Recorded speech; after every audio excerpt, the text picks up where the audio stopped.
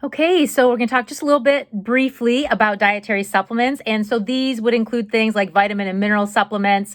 And there are tons of them out there.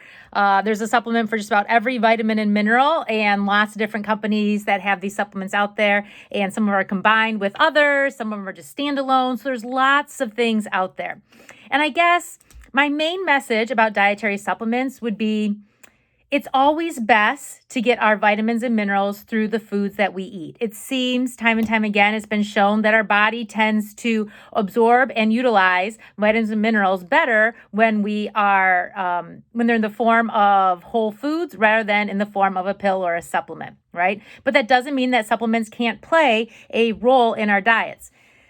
But they shouldn't replace meals and other things like that, right? They should help supplement our diet, which is why they're called dietary supplements. Now, dietary supplements are not allowed to be marketed for the purpose of treating, diagnosing, preventing, or curing diseases. So they shouldn't be making disease claims like it says lowers high cholesterol or treats heart disease. Those cannot be legitimately made claims for dietary supplements. In terms of risk, so, if you're taking a multivitamin, is that bad for you? Is that going to come back and haunt you later on if you're doing that on a daily basis? And pretty much no, right? That's probably fine, right? Taking a multivitamin. And depending on the quality of that vitamin, though, you may or may not be getting and absorbing all of those vitamins and minerals that are within that multivitamin. So that's just something to keep in mind. But there can be some risk in taking supplements, especially in taking too much of some supplements. The fat-soluble vitamins or iron, our fat-soluble vitamins, those are stored in the fat components in our body. And so we're more likely to reach toxic levels of those. And iron is something that we certainly need in our diets, and it's really important. And oftentimes women might be iron deficient because we need a greater amount of iron than males. But it's also something that you can reach toxic levels of, so you just want to be careful. Some supplements may have interactions with other prescription or over-the-counter drugs that you may be taking. So it's always good to disclose any vitamin or mineral supplements you're taking with your doctor.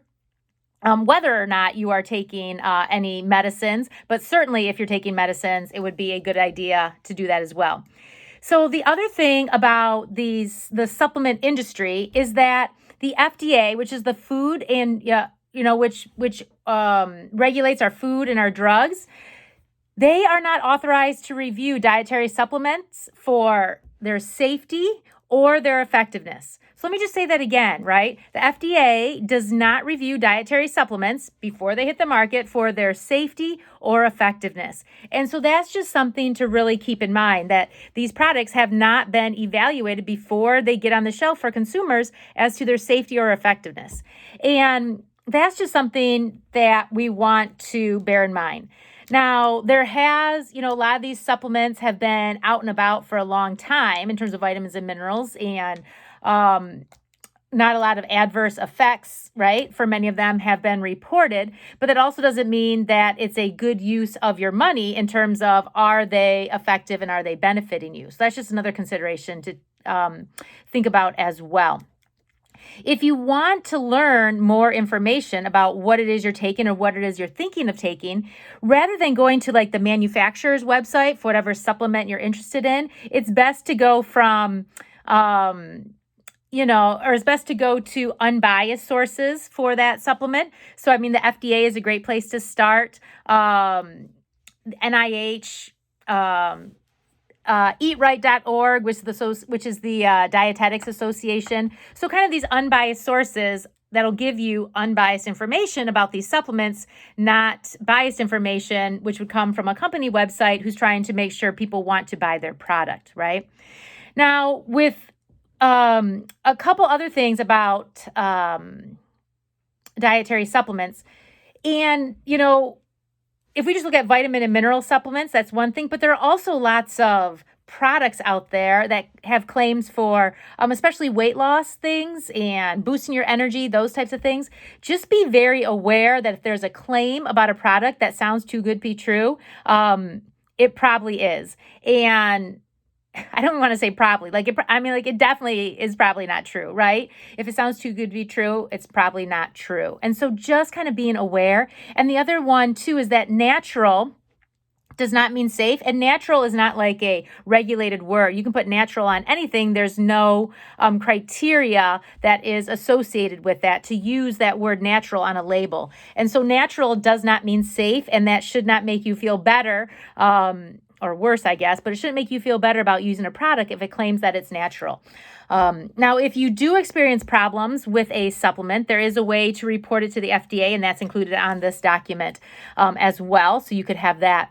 But I would say the bottom line with supplements is, I would guess, ask yourself, why do you think you need one? And if you're unsure, one thing you can do is a diet analysis. Just do a food log and kind of look at the foods you're taking. And there are some online analysis or maybe, apps where you can enter that in, and it'll analyze your vitamin and mineral intake and see maybe where you are lacking. And I would say the first step, if you're lacking in a particular vitamin or mineral, is to look at food sources of that. Because again, that's how our body tends to like it the best, is to look for food sources of that particular vitamin or mineral. But then if it is decided that you do think you need a vitamin or mineral supplement, to look at what the RDA is, right? Recommended allowance is for you, your age group, your activity level may play a role, and then look at the supplements and see how much that those supplements are giving. Also being aware, there's our upper levels of recommendations for vitamins and minerals, like keep it below this, over this you might start showing some of the toxicity effects. So that'd be another good number to know as well before you jump in and start taking a supplement. When I'm asked by a student, what supplement should I take for calcium or whatever, my question is always, how much calcium are you getting in your diet? And usually the response is, I'm not sure.